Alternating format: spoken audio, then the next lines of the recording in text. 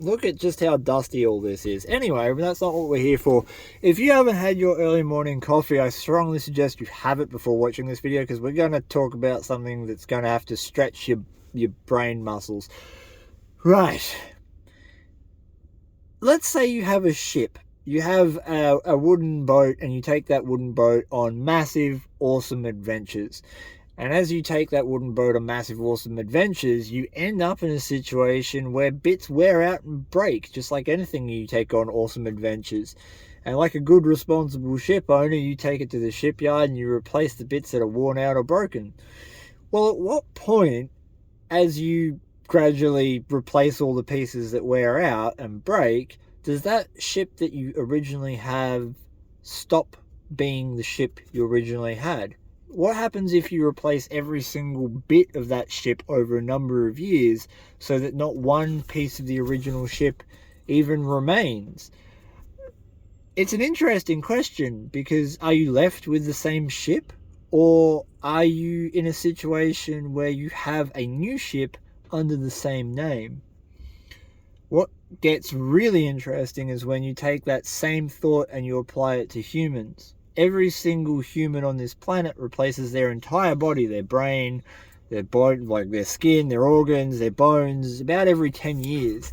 So in the same manner that you have replaced planks on the ship, your body is replacing itself. And that goes for your brain as well. Neurons die, the connections are broken, and new ones are formed.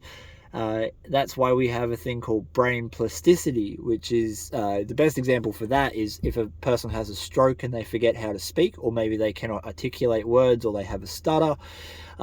If you get that person to talk in another language, or even a different accent, the neural pathways for language may remain, and you end up in a situation where the person can't speak in the phonetic way that they used to speak with, say, English, but they can speak with a Mexican accent, and suddenly they can speak fluently again. And the reason that happens is because your neurons get replaced, right? So, or damaged in that case, and so it has to find a new network.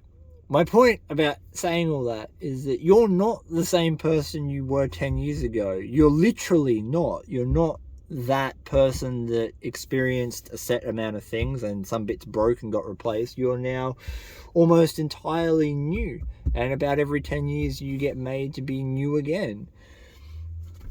I bring it up for one really simple reason, and that is that because you're not you, because you're not the same person that you were on a very physical level, and probably on a very mental level, you've experienced some stuff, some really positive stuff, and probably some quite average or possibly bad stuff. What ends up happening is that we try to get back, and this is from my own personal experience, I say we as a generalization, we try to get back to a position where we try to get back to who we were a few years ago. And it doesn't work because we're not that same person. And the example I give is what happened with me and Grizzly, is that Grizzly was building the relationship I built with him, and then seeing him die in such a horrific manner stripped me of my ignorance and my innocence when it came to the Australian bush and the culture that we live in with pest control and a whole lot of other stuff. But it changed me. It fundamentally changed the person that I am, and I can no longer be that ignorant version of myself when I have this information. Trying to get back to being that same person is not physically possible because my brain has changed and I have experiences now that don't allow me to do that. It's a futile exercise to try to become someone that I once was.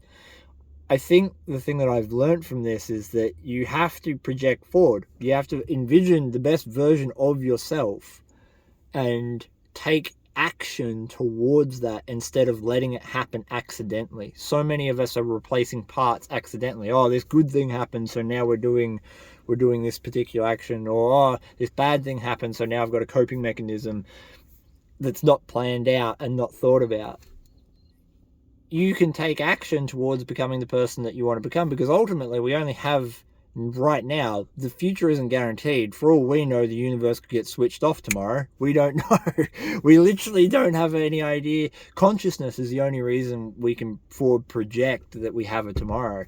And because we live in the now, we only experience this very moment, we have to take the opportunity to think about the actions that we're taking today so that we can become the person that we want to become, hopefully, in the future, as opposed to letting it happen by accident.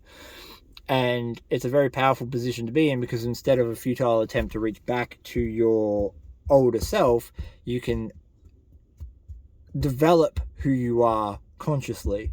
And that means that ultimately you should end up where you want to be. Right. Hopefully you had your coffee before that chat, and Fern has looked at about 55,000 people that are walking around in the supermarket car park. But until next time, I will see you guys later with hopefully a less philosophical video and something that makes a little bit more sense than me just philosophizing in a Kmart car park. Alright, bye guys. Bye!